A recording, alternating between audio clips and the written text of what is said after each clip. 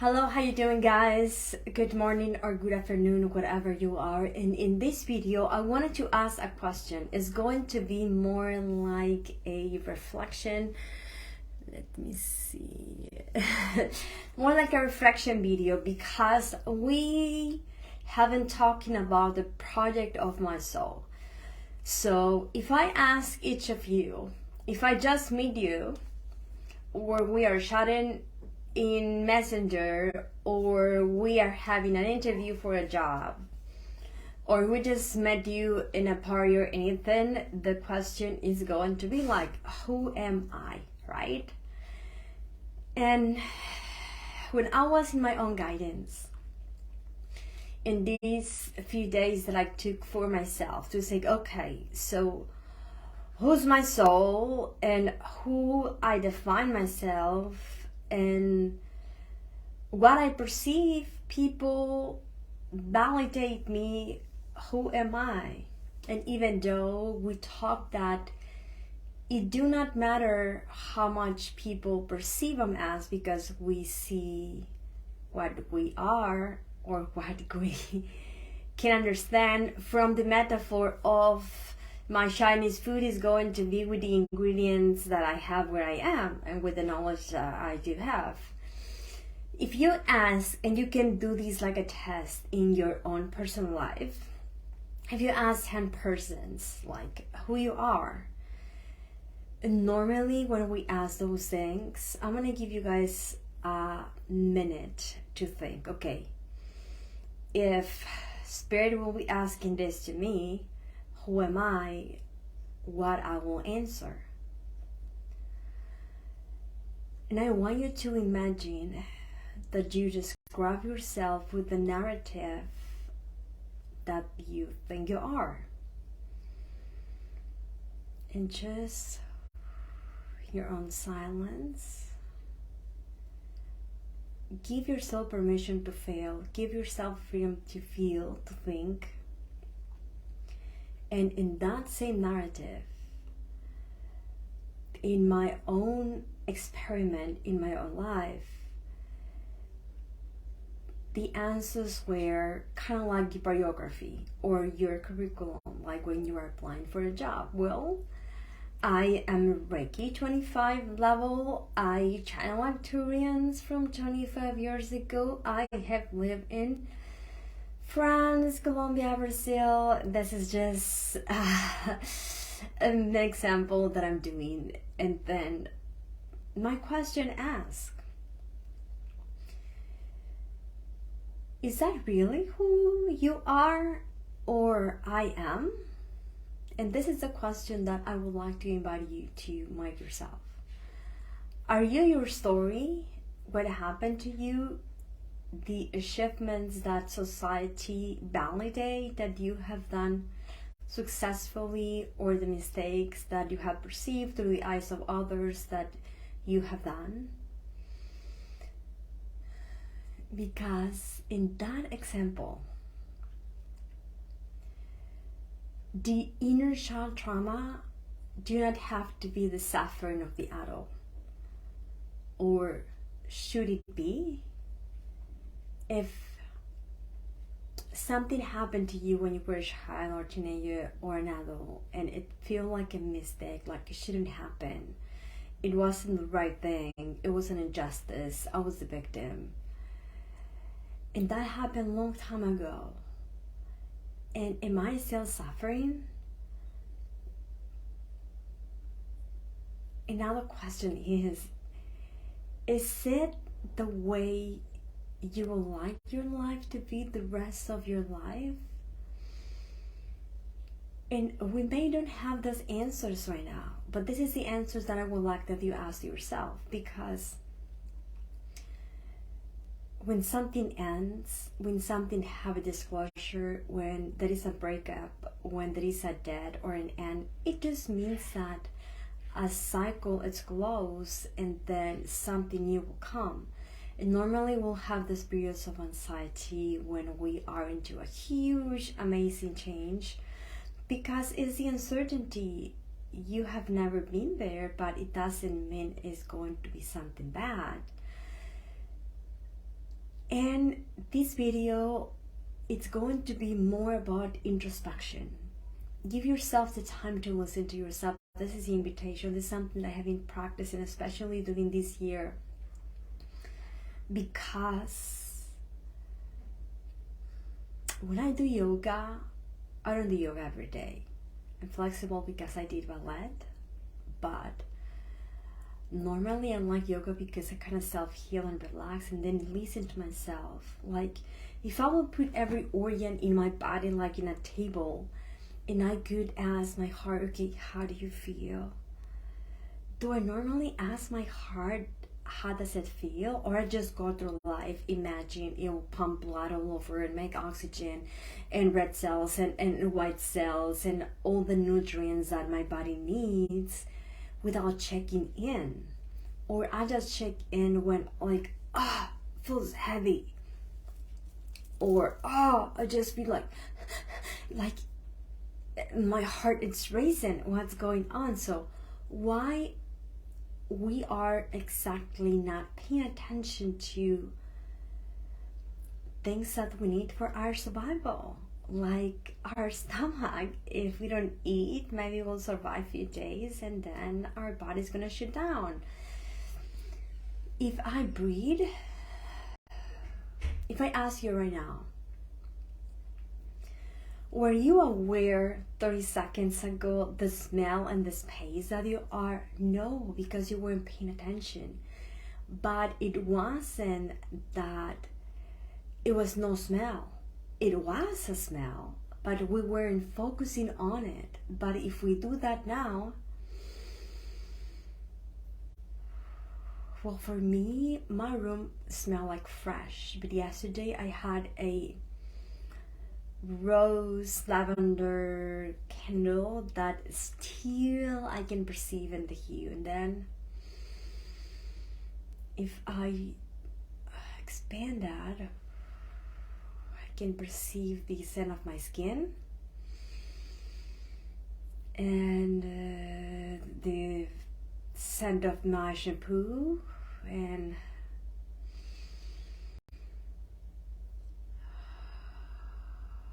if I can go beyond, I can perceive the plants, but I don't have plants in my room. But it rained yesterday, so I can perceive the freshness of wet earth like all around my garden, and like the and that feels good. I felt grounded. And then I can smell my cat Luna.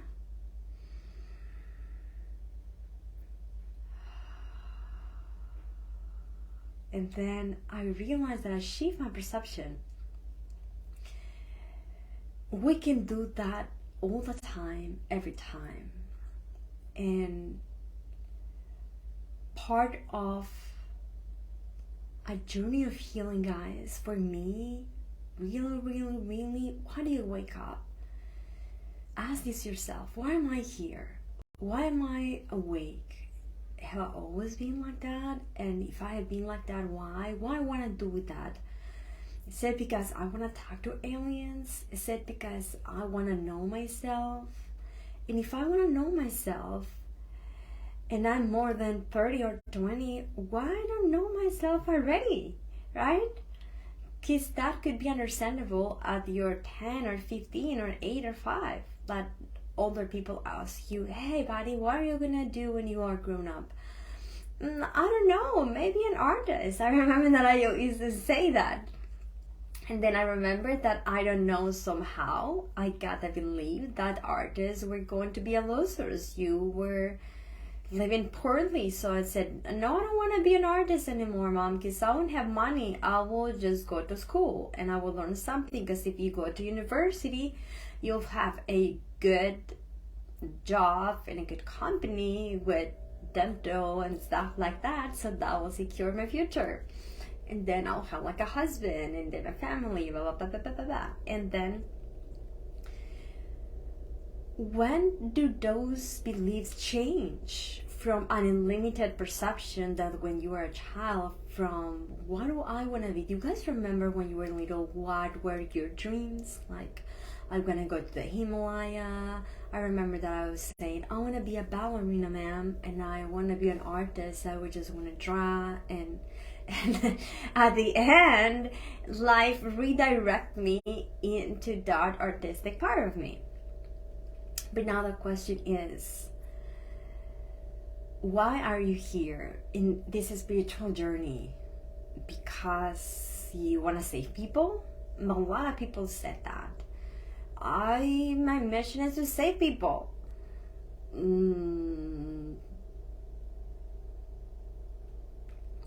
For me and for my beliefs, I disagree with that.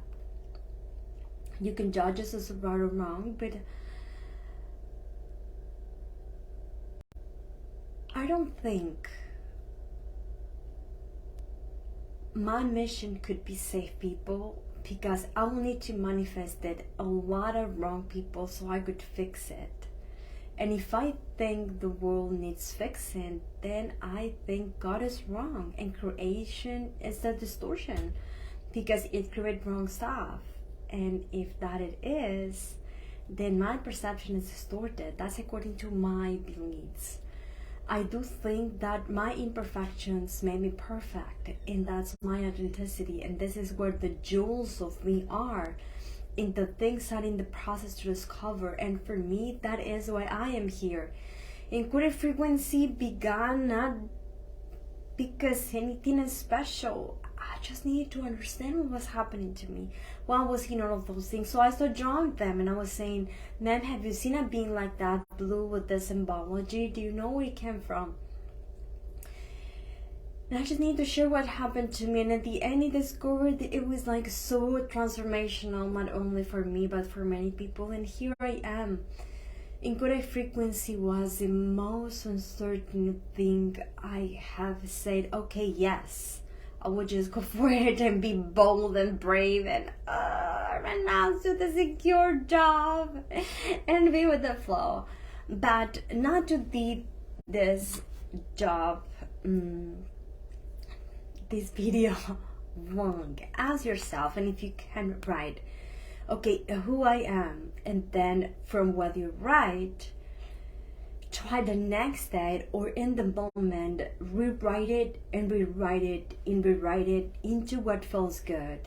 And in the narrative that you are going to write or just talk to yourself, like the way I am doing, at some point, I don't know if you guys know, maybe you guys don't know, but I suffer domestic violence, I suffer sexual abuse when I was a teenager. All of that changed my life. And if you would ask me 20 years ago or 15 years ago, I would say I am a survivor of domestic violence. This is how I would define myself. But I don't do that anymore. I remember that when I joined Facebook, and I was in all of those Facebook groups that are like AAA groups for alcoholic or family of alcoholic members. And we're talking about what happened, and we're crying, and we're being empathic. I'm so sorry that happened to you. That happened to me too. And I think I needed to do that like for a year. I was playing the victim my whole life after the abuse happened, but then I woke up, and I woke up in a way that I had a divine intervention when I didn't even believe in God anymore, that I said, you know what, fuck you, because I don't think you exist. I don't think a God will allow those things to happen to someone. And the easiest thing to do, it was blaming others for what happened, and for me playing the victim and justice, like, the world is bad.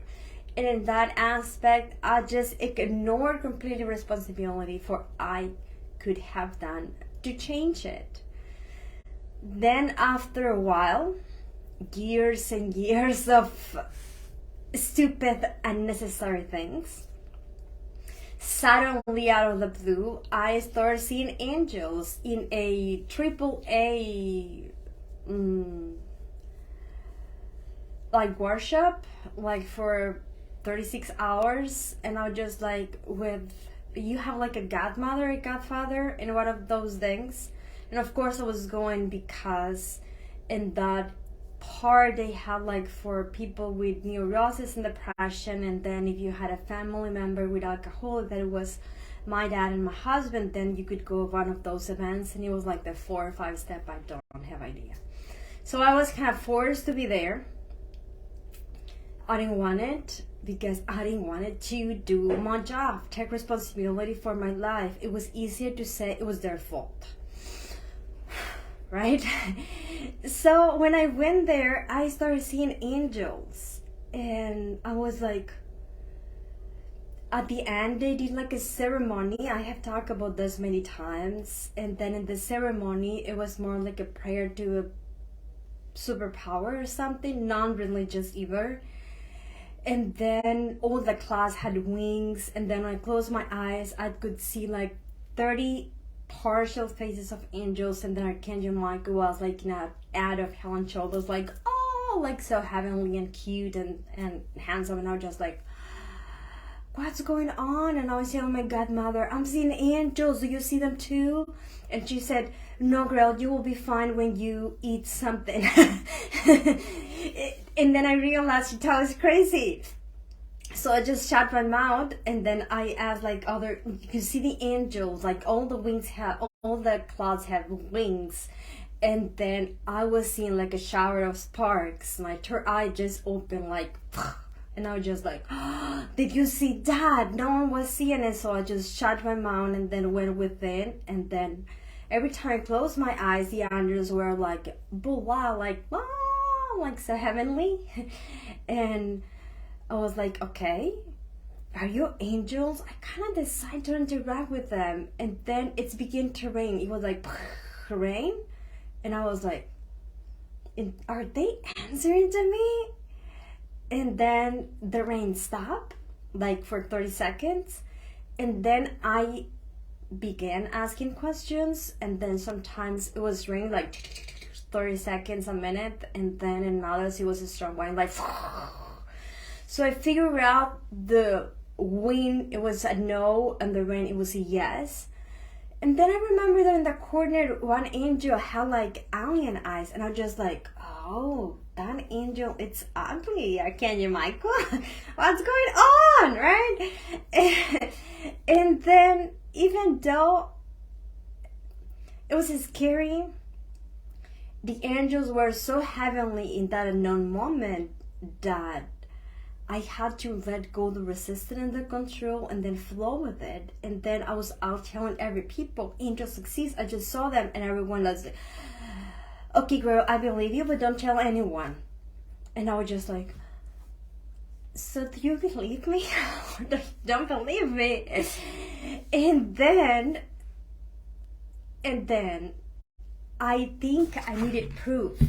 So in that proof I needed, because I had severe depression, I was crying every day. I had medication, like, I don't know if that's called, like, I have no idea, like a big drug that in English maybe like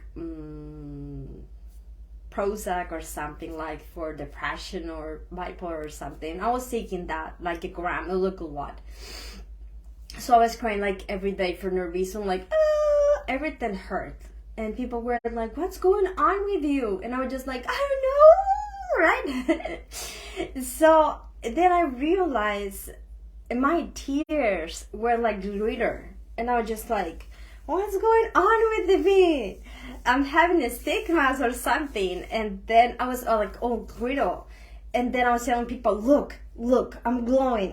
Did you see? I was crying, and people were like, yes, but don't tell anyone. And I was just like, ah. And then I Googled it, and then I realized that there are people that will have experiences like that are inexplicable, and sometimes in churches, the majority where immediately those things happen. And I was like, And then I knew something that I thought was crazy, and he saw spirits, angels, ghosts, whatever. So I reached out to him, hey, this is happening to me. I don't know what to do. Well, then meditate. And I was like, I can meditate. Because my mind was so busy, it was full of fear. I didn't want to listen to myself. And this is why this video it's about. it's easier to ignore the things that I could be responsible, so they shift into, okay, that feels good. Definitely at that time of my life, if you will ask me like, who are you, I will say I'm a disaster. It will be easier for you guys if I just am dead, because I was not useful for anyone, not even myself. But then I change, and then I change, and then I change. And I remember that one day I said, I don't want to be remembered because I suffer for abuse or domestic violence.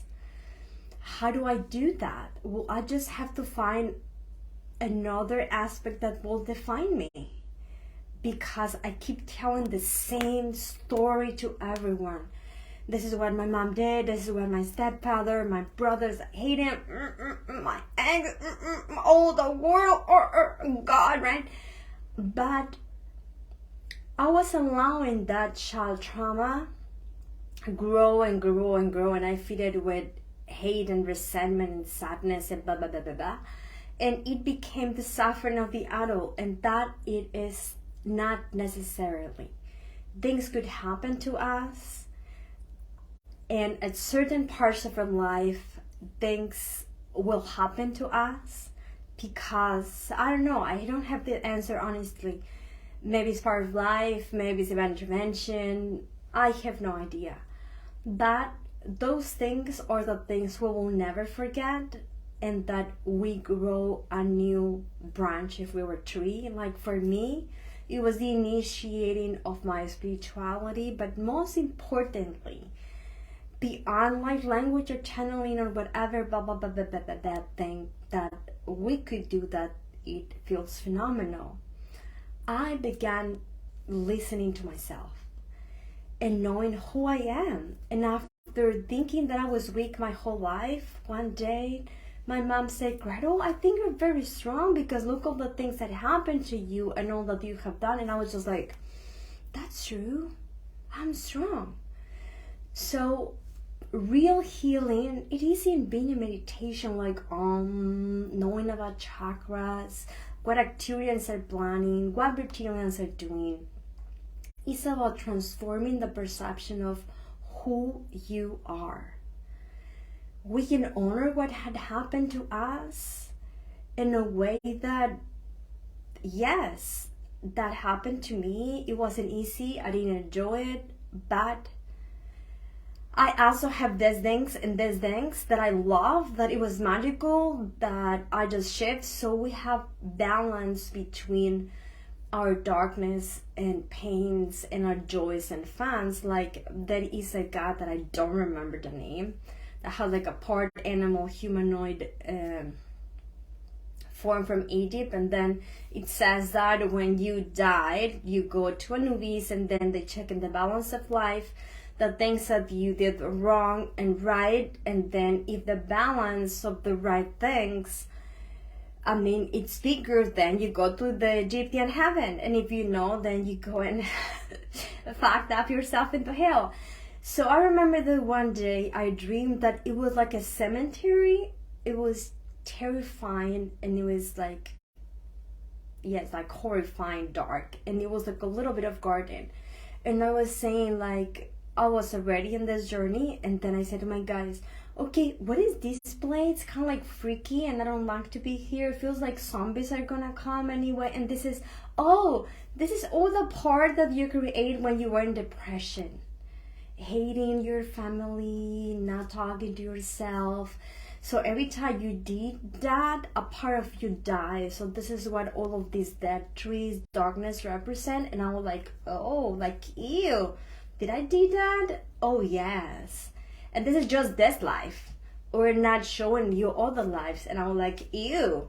In this part, it was like a little beautiful garden with this like margaritas white flowers like all over, and sunflowers and stuff. In this part, oh, this is the parts where you allow yourself to be happy, relaxed, joyful, to laugh. And the majority were when you were a kid. And I was like, oh.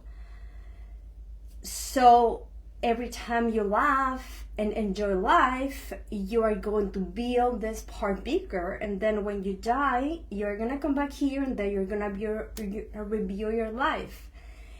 And when I saw that, it was when I had the surgery. After a tumor that I had, it was removed, and then I was like, oh.